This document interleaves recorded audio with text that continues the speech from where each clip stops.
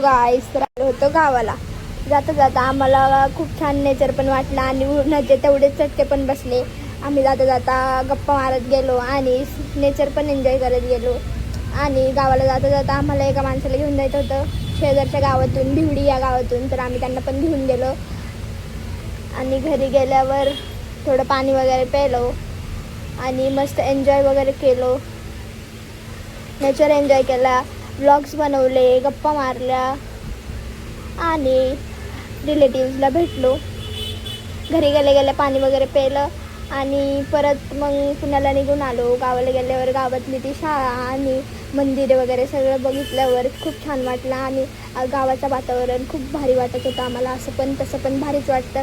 परत एक तर आम्हाला गावाला गेल्यावर परत पुण्याला येऊ वाटत नाही काहीच.